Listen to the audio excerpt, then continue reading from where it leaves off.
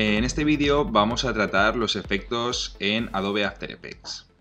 Lo primero que tenemos que saber es que los efectos son como pequeñas aplicaciones que lo que permiten es aumentar las capacidades de After Effects. Los podemos encontrar directamente en la ventana de efecto y como veis tenemos toda una lista de efectos disponibles. Todos estos efectos son una serie de plugins. Estos plugins los podemos encontrar en la carpeta de plugins dentro de After Effects y como veis aquí tenemos todos nuestros efectos cargados. De forma que si quisiésemos añadir cualquier efecto de terceros tendríamos que incluirlo dentro de esta carpeta. Hemos seleccionado 4 efectos con los que vamos a hacer la práctica para aprender cómo aplicar un efecto a una capa y qué configuraciones tiene. Lo primero que hemos aplicado es un efecto de tono y saturación y si activamos lo que veis es que la imagen ha tomado unos tonos sepia. Si por ejemplo activamos la capa de resplandor, lo que vemos es que hemos aplicado una especie de brillo. Si aplicamos el efecto de destello de lente, veis cómo hemos aplicado un flare aquí. Y si activamos el efecto de abombar, veis cómo hemos generado una pequeña distorsión aquí a la izquierda. Y lo que vamos a hacer es ver cómo aplicamos estos efectos desde cero.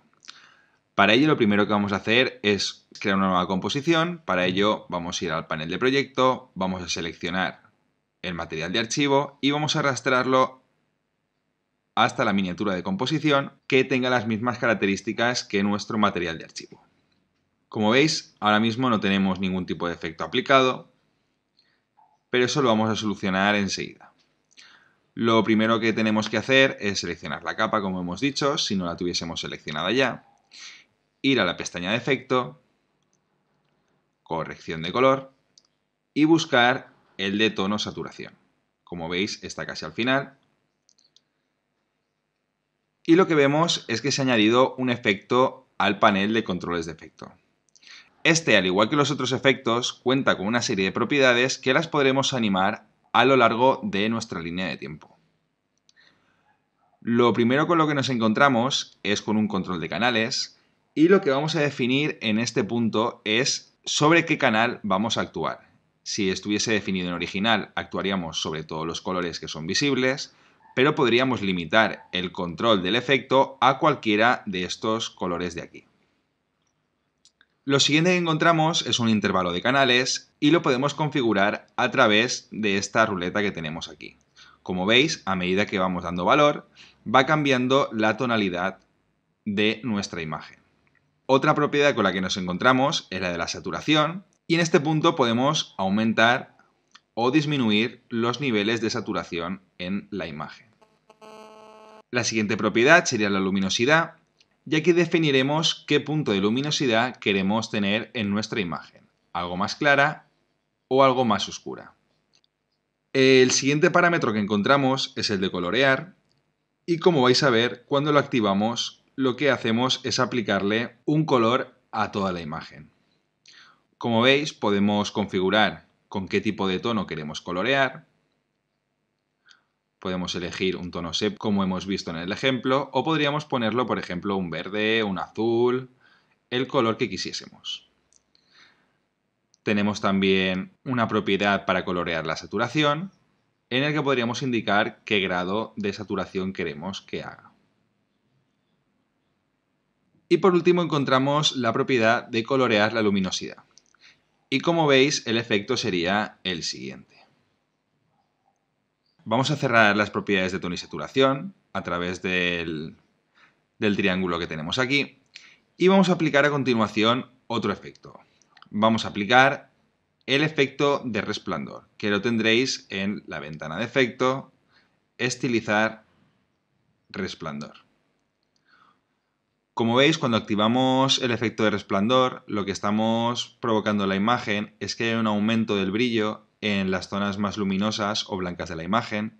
Y tenemos, al igual que hemos visto en el efecto de tono y saturación, tenemos una serie de propiedades que también podremos animar. Y podríamos configurarlo de varias formas, probando cada uno de los parámetros. Ya os digo que After Effects se aprende mucho con la experiencia y sobre todo probando. Vamos a añadir el siguiente efecto, el efecto de destello de lente. Esto está en la pestaña de efecto, generar y destello de lente. Como veis, al aplicar el efecto se genera este flare. Las propiedades que podemos encontrar para configurar el destello de lente serían la posición. Podemos o bien definirlo desde estos tiradores de aquí, o podríamos definirlo directamente pulsando aquí y definiendo en qué punto querríamos que se viese. Por ejemplo, lo vamos a poner aquí. La siguiente propiedad sería el porcentaje de brillo que queremos en nuestro destello. Podríamos reducirla un poco, aumentarla. Como veis, esto va al gusto de cada uno. Y luego podríamos seleccionar entre varios tipos de lente. Tendríamos un zoom de 50 y 300 milímetros, este o uno fijo de 105 milímetros. Como veis, cada uno tiene un estilo propio y su uso variaría en función del resultado final que estuviésemos buscando. Yo en este caso lo voy a dejar así. Y por último tenemos la propiedad de fusionar con el original. Y aquí podemos definir el porcentaje de efecto que queremos fusionar con el archivo final. En este caso está definido en 0, pero si lo pusiésemos al 100%, veréis cómo la imagen vuelve de nuevo a su estado original antes de aplicar el efecto de destello de lente. Esto no afecta al resto de efectos que hemos aplicado. Por último, vamos a aplicar el efecto de abombar. Para ello vamos de nuevo a la pestaña de efecto, distorsionar y abombar.